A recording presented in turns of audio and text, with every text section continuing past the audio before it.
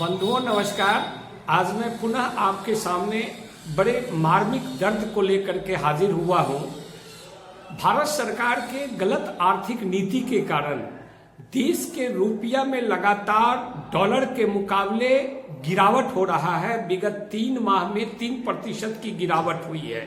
पहले $1 के बराबर हमारा रुपया का कीमत 84.70 पैसा था, जबकि अब 3% रुपया डॉलर के मुकाबले गिरावट के कारण हमारा 86.53 पैसा हो गया है।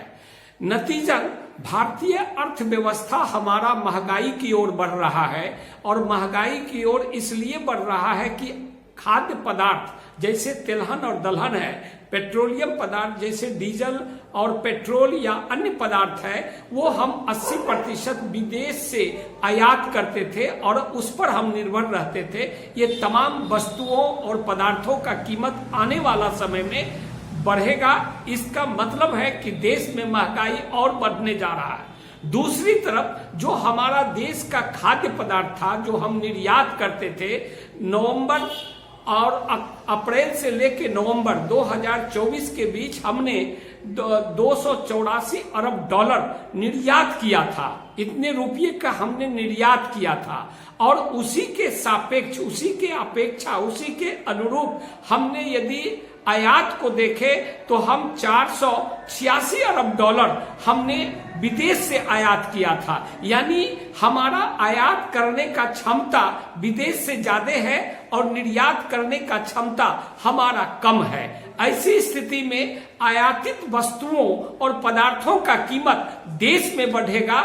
ये विगत 3 माह में 3% रुपया डॉलर के अपेक्षा गिरावट हुई है। मोदी सरकार रुपया या अर्थव्यवस्था पे कोई कंट्रोल नहीं कर पा रहा है।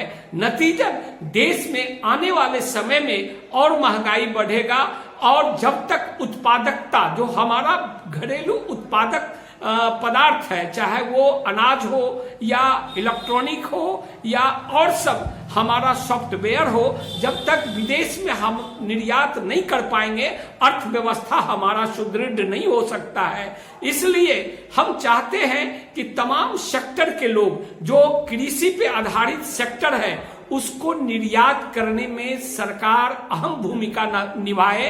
तभी हमारा अर्थव्यवस्था देश का सुधरेगा, राज्य का सुधरेगा। और जब तक कृषि उपज पदार्थ को हम निर्यात नहीं करेंगे, हमारा अर्थव्यवस्था नहीं सुधर सकता है। मैं धीरेन्द्र सिंह टुड्डू, प्रदेश अध्यक्ष, बिहार किसान मंच, मार्मिक अपील भारत सरकार से करते हैं कि भारतीय अर्थव्यवस्था को सुदृढ़ करने के लिए कृषि उत्पादक पदार्थ को निर्यात पे ज्यादा जोर दे। धन्यवाद।